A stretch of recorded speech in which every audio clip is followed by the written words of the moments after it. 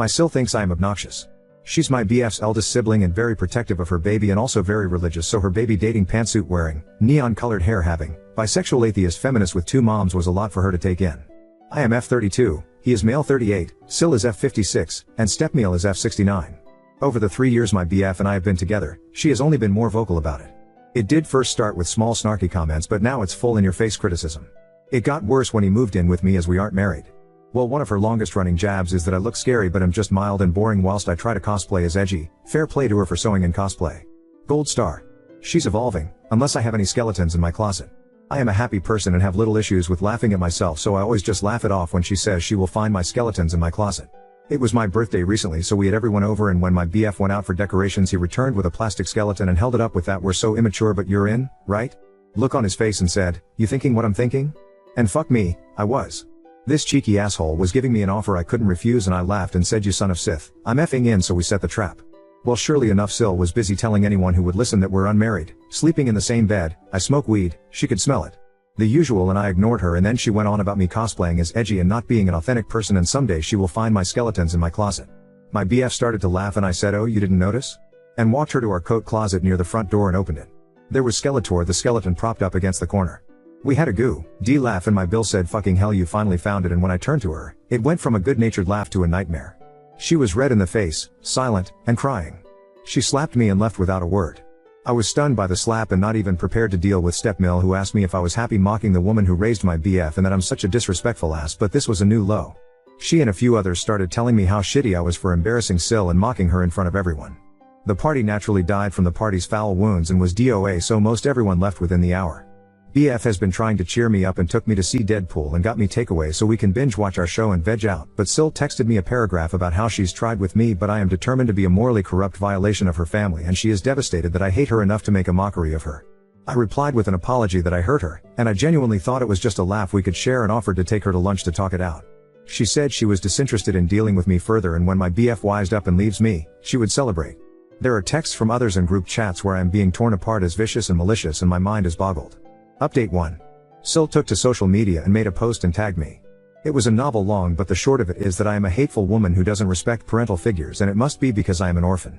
According to the post, I am on drugs and lured her baby onto them too. I've turned him against God and his family. My man damn near blew the lid off our home when he saw it, as he is on FB more than me. He called her and demanded she take it down, but the damage was pretty much done. Family out of the woodwork are sending me rehab center links, church counseling links, and sex addiction help, and my personal favorite is before me and after me photo comparisons, where before me is a photo of him in church with his family at a Mother's Day service, and after is a snap of him at a concert with his tattoos showing, drinking and clearly drunk. Some people even came to the house to stage an intervention. My guy only started to shout and make them leave our home when I was referred to as a classless hussy and shameless slut. Let me be transparent, we use THC and weed, but it's legal here and we have jobs and maintain a good life.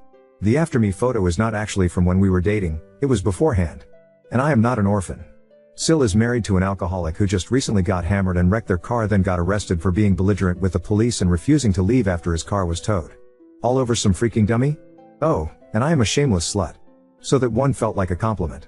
So I talked with him about limiting contact and he got upset. He loves his family, and despite this freak show, he loves his sister. He got stressed out and started to have a panic attack. I helped him recenter, got him water, and held him until he was calm again, and he asked we give it a bit of time to die down and he will try to talk sense into Sil. So we're giving it fucking time. I'm not mad at him, I know this is hard for him, but this is crap, and I am being bombarded with texts and even emails telling me I am some demon woman who is shooting up my so who hates Christians, and none of that is even true. Update 2. My BF Dean, I am a Supernatural fan, so sue me lol, sat me down a few days after my last post. He was very, very calm, and that was my first sign that I needed to gird my loins because I was in for a doozy. For background, generally, I am the calm logically lead one while he is passionate and deep feeling. In this, we became polar opposites of that norm. He looked me right in the eye and asked me point blank, no bullshit, how this was all affecting me. Every time he would ask. Before I just couldn't bring myself to tell him how upsetting it all was, since I was the put together one all the time, but this time, because he was so calm and direct, I just broke down. Nightmare isn't the word. It was hell. We live around what is known as a small big city, meaning it's big sure, but once you get in certain circles you find that everyone knows you and you know most everyone, or at least someone who knows them. So, in a way, it can be like a small town. Our state is generally religious outside our city. So rumors spread. With my Sils, I will call her Ren going forward, Social media attacks on me, it was the scuttlebutt everyone craved. Some people sided with her, not most, but enough. I was getting dirty looks and rude treatment. My hairstylist is their cousin and she told me she can't work on my hair anymore until this is resolved, as she was getting pressure from the family, i.e. Ren and stepmeal Penny. It was schoolyard and immature, but it was enough to make me feel bad. I got done saying all this to Dean, and he said, "Okay then, we will block them." So matter of fact, I knew it is a hard thing to decide on for him, as he loves the shit out of his family and they are his world, so I pushed back at the idea, saying as much and that I could never stand in the way of him and his whole family. I started to cry harder, and he had to sit me down and get me some wine and water and blanket burrito ed me and hugged me until I could talk again. I said I couldn't live with myself knowing I made him choose me over his family, and he said I hadn't made him, they did. We then started talking logistics because he wasn't budging. I was sad the whole time, because I am usually tough and have a don't give a shit attitude, but he is so close to them and I am not overly close with most of my own family. I hated taking something so rare and beautiful away from him, my fault or not. We cut them off. Blocked almost everyone after sending a text about what was happening and why. And worse, it was Ren's birthday party the next day. I took my guy to a festival happening in the city so he wouldn't have to think about it, and we were out until 2 or 3 the next morning. When we got home, our neighbor said we had a lot of people coming to knock on our door. 1 or 2 at a time. And a couple then asked our neighbors if we were home. Later, when I was making lunch, the police came by for a wellness check. They said his mother is concerned about him. Him. Not me. Just him. Dean said coldly that his mother is dead, and if his father's wife sent them, he wanted it on record that they were not in touch and he wanted no contact. Penny was at our door by dinner. Some of this was before I got into the room because I was cooking, but Dean told me he heard a knock and thought it was the neighbors and opened without looking. Ren was standing there, eyes red as if she had been crying. She asked to come in, and he said no, so she started to cry, loudly, and I heard it and came to see what the fuss was. She had fallen into him sobbing and wailing, asking what she did that was so wrong that he's treating her like this. That he's her baby, and she loves him, but he is so cold and mean to her now and all that bullshit. I was angry, but I saw his face, he was tearing up and pushed her away, asking her to leave. That's when she saw me. She was sobbing an apology like, "I am so sorry if I ever made you feel like you're not family. You won. Please don't take my baby from us." She went on to say if this is about their religion then they won't pray around me and stuff like that, and when she finally stopped rambling I said it was not about their religion. I am an atheist, sure, that's my choice. But I don't mind people having faith in something. I actually somewhat envy people who do, as I just don't and probably can't. I told her it was about my treatment from her and others in the family. That I was cast as the villain for almost 3 years and I was prepared to grin and bear our whole natural lives, but then she gets nastier with me with the gossip mill, and above all that, she put hands on me. She had the absolute gumption, gall to slap me, and the family collectively decided to let that slide. I won't tolerate physical abuse. I had an abusive ex. I won't be accepting that. Ever. Honestly, that was the singular thing that made me realize 2 things. She will never respect or care about me, and more, that I can never respect her ever from that moment on. It all just flooded out of me. I never yelled. I was just firm and direct about it. This is what happened. This is the hurt you did, and here are the consequences. She practically collapsed in our home wailing by the time I finished, and she would interject, "Okay, you hate me, I get it," or "I'm sorry. I'm so sorry," and things like that. I asked Dean to get her water, and he did. When he returned and handed her the glass, he said she should drink something, and she shook her head and said that she couldn't. We asked her if she hurt herself getting to the ground, and she just got really calm and wiped her eyes and had this weird frown, tears still streaming down. She told us that she came to apologize, and she apologized, but we've been clear we don't want anything to do with her or the family, and that breaks her heart. She can't eat or drink anymore because life is not worth living knowing Dean hates her. Dean shook his head but said nothing other than, "Don't mistreat yourself like that. That's not fair." Then she just walked through the door and said that I won, he's mine, and to please take care of him for her. The moment the door closed, Dean started to cry. I tried to comfort him, but he pulled away. He said he isn't mad at me or anything, but that was just a lot, and he feels like shit. He told me he knew she was being manipulative, but he almost wanted to take her apology because it's just been so hard and he knows she why. Spin this somehow to make us look as callous and hateful as possible, and his father would be ashamed of him. A week goes by, and Dean has cheered up a bit. He apologized to me for crying, to which I said he never has to apologize to me for his feelings or crying or anything like that, and that I am proud of him for being rational in an entirely irrational moment. He is making friends and picking up hobbies where family events would be like instead of mass and Sunday dinner. He goes to shoot hoops with a community group. He signed up for a patch on the community garden, and he's been taking the time he would usually take to hang out with Penny and help around the house to volunteer at the animal shelter down the way from our home. He came home this past Monday in a bad mood. He was honest that he was upset and would be bad company, so he needed space, so I obliged and went out with a friend. When I came home, he asked me to sit down and said he logged into social media, and a friend messaged him a post that Penny made about Ren asking for prayers. Ren was severely depressed and had quit doing much of anything according to the post, and she was suffering from the heartbreak of her life, but they didn't explain what that was. This friend of Dean's comment if there is anything we can all do, and Penny replied pray and nothing more. Yesterday rolled around and Bill Teddy calls. He's not blocked or cut off because he's been having our backs, to tell us Ren is in the hospital as she tried to take all of her meds at once. She's been asking for Dean. I told him that she's in the hospital, and he could go to her if he wanted, and I even will go with him or not depending on what he told me he needed, but he refused to go. He's been blue ever since, and I'm worried. Ren is practically a mother to him, so I know it's hard. I feel like shit because this is really all because I agreed to some stupid joke to fire back at hers. Normally, I would just say these are manipulatio and tactics, but to down pills out of spite is some next level commitment to the bit, and I feel like I've really shattered my man's world. I don't know if I need to give him time, or sit him down right now, or up our therapy, or take him on a vacation or fucking what. He's my person. I hurt when he hurts. And we're fucking hurting right now. Update 3. We've endured a lot from his family at this point. From them calling into my job to complain about me, to the police coming by because I'm abusing him. I won't make this another War and Peace manuscript by typing all that happened out, but it's been a lot. Dean got a job elsewhere in the state. It's been a roller coaster for him. We talked it out and he accepted. He doesn't want to be near family anymore. Well, that Medusa of a woman found out and Teddy told us she's throwing a fit.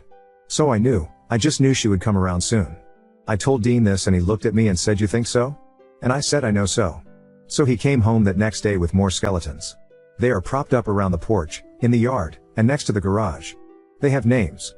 He named them Boney Stark, Marrow Monroe, Tibia Turner. He's given them backstories. The man has lost his mind, lol. Sure enough, she showed up. We have a ring cam now, so we both got alerts and saw her coming. He got up and said he would take care of it, so I just watched the cam and stayed in bed. He tells her to leave and she demanded to know why he was moving. She was blaming it on me, making it seem like I bullied him into the job and he needed to come to his senses and leave me. He refused. So she slapped him. Twice. Then started to cuss at him, hitting him with her fists, and he backed up and pushed her away. Then she falls and starts to scream that he's hit her and that he's a monster and she's calling for help. She woke up the whole neighborhood with her bullshit. Dean was doing his best to stay calm but opened the door and told me to call the police. And I watched her smugly say that if he dares, she will tell them that he and I attacked her. And shows him her arm, and says she has the injuries, and no one will believe him. He just stared at her and went inside. She went nuts and threw Boney Stark into the rose bushes. Then, she sat on our porch just fucking chilling until the police arrived. She threw on the waterworks the moment the cop car pulled in. She actually had gotten out of the chair meant for Boney, laid down on the stairs, and started to cry. Police sorted this pretty quickly because as Oscar worthy of a performance she gave, we had footage. It was my turn to be smug. I cast it on our large TV for all to see. She cussed me out saying I was a bitch and a loser, a harpy who charmed her baby and lunged for me. Dean got in the way and told her to get the fuck out of our house and that she's disgusting and manipulative. He then said, "I'm not your baby. And you know what? Thank you. Thank you for showing me who you are. Now I can't wait to get away from you. Good job." I think she figured it all out in that moment because this time when she cried, I believed her. She just sobbed and the cops took her outside. We had her legally removed and put in a request for a restraining order. We currently have a temporary one for the case to be reviewed, but it expires after we move, so now we are just being careful about our information. Dean was really sad the first few days but now is excited. He keeps talking about the city we are moving to. It's very fun, odd, and has a lot of live music and events. I know he will mourn it once it catches up with him and he's keeping busy to not think about it too much, but it is good to see him smile. I miss that. The family tried harassing us but he would forward the footage and tell them if they don't want him to go fully NC to cut it out and keep her under control. Sometimes it makes him cry and other times it just makes him mad. I've asked if he wanted me to take over some of this and he says no. He just wants us to ride this out, pack up, and get settled in the city. Oh, and the skeletons are coming with us. Now on to second story. Partner's family demanded a paternity test for our daughter despite her being his spitting image, and now my parents refuse to have him around. My partner and I have been together for over 4 years and I recently gave birth to our daughter. We had kept the pregnancy to ourselves till our baby was born happy and healthy due to worries about complications as I faced a high-risk pregnancy. We told our families after she was born. While my family was ecstatic, his was questioning if we hid it for ulterior reasons. They've always heavily disliked me and believe I'm just with their son for money. Yesterday we took her to meet her grandparents from his side and, after some polite conversation, they dropped the bomb that they would be doing a paternity test that he agreed to. To not make myself look suspicious I agreed to it but afterward made it clear to my partner that I felt incredibly disrespect. Cue an argument where he told me it wasn't a big deal if it was his and that the test was requested for by them to ease their uncertainty. Fast forward to today, I was having lunch with my mother and told her about the incident which left her pissed off and calling my partner a couple of names for insinuating I could have cheated. My mother ended up telling my grandparents, who in a rage told him they would no longer accept him in their house for disrespecting me in such a way when the child is practically his twin. We had another argument about it and he screamed, saying I ruined his image by telling them. Ada? Edit. Some of you are concerned about the hiding my pregnancy part, so to clarify. My partner and I live a couple hours away from our family since we live by his university and typically only see each other on holidays and specials events. On top of that, I have a very petite figure and had a rather small bump up until I gave birth, so I was hardly showing as is, which made hiding it a lot easier. Hiding it was a personal choice as I faced horrible anxiety due to constant bleeds throughout my pregnancy, which made me fear the worst. Update 1. My partner was also incredibly happy as well, since we would now be receiving their support due to the confirmation of my daughter being his. For reference, since he's studying and doesn't work, his family pays for his school and his half of bills. I, on the other hand, work and pay my half of bills myself. In other words, he's reliant on them financially despite my insistence that we could survive off my salary. To his dismay though, with the confirmation of his paternity assured, I told him I wanted a break from him and his family's antics. This is not the first stunt they pull that antagonizes me, and before this is flooded with questions as to why I didn't leave sooner. I was naive and thought our love for each other would beat their disapproval of our relationship. It wasn't, that is clear to me now. We ended up arguing over it, but, against his wishes, I packed a bag for me and the baby anyways and drove to stay with my parents. He apologized at night and agreed that his part in the entire paternity stunt was messed up, but that he agreed it had to be done even if he was certain she was his. Fast forward to yesterday, he texted me asking if I was willing to see him as he missed me and the baby. I agreed, assuming we could move past the whole ordeal. My family is still against him stepping foot in their house, so we ended up meeting at a park to walk around. He apologized again and told me that the test was done so his family could trust me and willingly be a part of our daughter's life. Thought I admitted that I had no intentions of letting them be around her till they at least apologized to me. This heated him up and he began screaming, claiming that as her father I had no right to keep her from his family no matter what they did. I disagreed though, advising him that if they couldn't respect me they had no reason to be a part of her life. The argument went nowhere and I left with the baby back to my parents. He's since been texting and calling me saying that he'd take me to court if I deprive his family access to her. I don't think my position on the matter is wrong, but to him I'm an off for it. Edit. Before any more comments are made about my position about his parents. There's more to it than just the test. I had always stressed to my partner that I wanted his mother specifically at a distance from our child. This was due to how horrific she treated us both for the first year of our relationship prior to us moving out together. Secondly, the woman is bipolar and abused my partner both physically and mentally when he was growing up as a child due to him having ADHD and being more hyper. This is what he told me at least. Knowing this, I'm obviously weary of his mother around my daughter. The paternity test was just the nail on the coffin for me. Update 2. As if the paternity test, awful in-laws, and disrespect wasn't enough, my partner was also cheating on me. According to him, it was all emotional and nothing physical, although I find a hard time believing this. Turns out this emotional affairs have been going since I was pregnant, with multiple girls. He got caught after deciding last second to meet up with one of them at 11 p.m. one night. He claims they were just playing poker with a group and weren't alone together. Likely story. He was ignoring my messages and calls, so I called his best friend, thinking he was with him, who gave him away. Since then, we obviously broke up and I moved down with my family and our daughter. Originally, I tried to be a bigger person and consider our daughter before my own feelings and decided to co-parent. He would come see her on weekends and for a while it worked.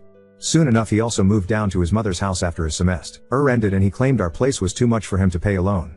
This, although maybe not a lie, wasn't his real reason for moving down. Due to his lack of attending class and poor grades he was kicked from his university. This is relevant for later. Fast forward a bit, and he's began demanding to have her overnight rather than only the day. I told him he couldn't because she was still strictly breastfed and needed me at all times. He decided to argue our custody at court once and for all. Granted, up until now, I hadn't asked him for a penny for our daughter ever or much of anything really. If he saw her it was his choice and I never made him pay me any sort of child support.